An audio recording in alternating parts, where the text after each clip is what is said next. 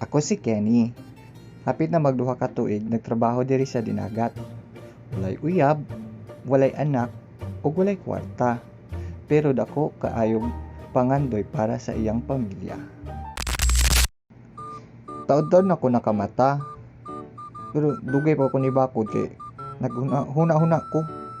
Grabe naman di ka angkol sa akong naong makita sa Facebook.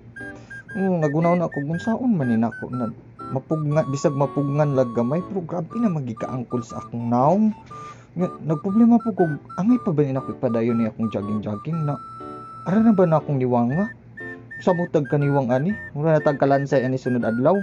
So mao to naka-desisyon ko na padayon na lang. So mao to ngipos ko fast forward ana dayon ko da kay magsapatos.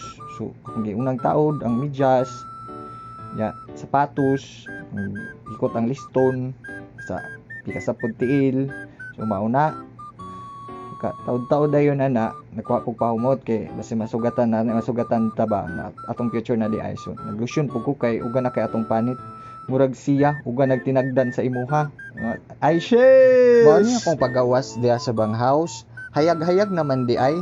So paspas na kog lakaw para mo gawas dito pa dulong sa highway nya kay tapulan maka magsuot og kuan script mao ning impronto gi karon unsa na imong isulti ron gisud na kag unsa isulti nimo. So mao ni padayon ta mao ni so, hayag na gyud ang langit na napi another liko na kasada tabok ta kay daghay iro nagtapok sa unahan basin mapaakan ta unya kol na unsa naman ka kol mura naman kagihangat na mao pa may pagawas nimo diha mao ra pa may likoon dool pa mo kay na sa inyong banghouse unya mura na kagihangat na wala ba ka nag-jogging kay sid sa pag-jogging ta nakadaghan kay giro na imbis jogging mahimo gid ang running kay gigukod kay giro la paday nagbaktas gid kol o sige duol gid kang iro ka kay mapaakan ako nimo ipatulpo tagig ka mawa gid akong espiritu basta mo duol ang iro Ginoo ko kani gid ang akong kinahadlokan basta mapaakan ta.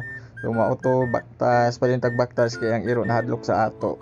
So mao ning kuan boundary dapit sa barangay Magsaysay. Kana din yung nakita na paya guys, kuan din na siya kanang galingan o kanang bunot. Murag na ilang manang project sa barangay. So correct me if I'm wrong, taga barangay Magsaysay kung sakto ba akong gipanulti. So padayon tagbaktas, baktas nya 1.5 kilometers ang akong walking, nahulog na walking kay di man ta ka-jogging kay dagan mag-iro sa unahan.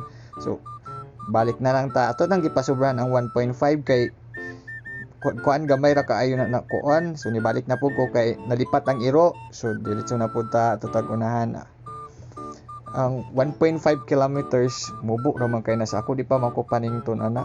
Panington man kog makit-an ta ka. Ay sheesh. So diha na part guys, nakadesisyon ako na mubalik na ko kay murag layo-layo naman ni akong nabaktasan. So mao day na hayag na kaayo ang kalsada.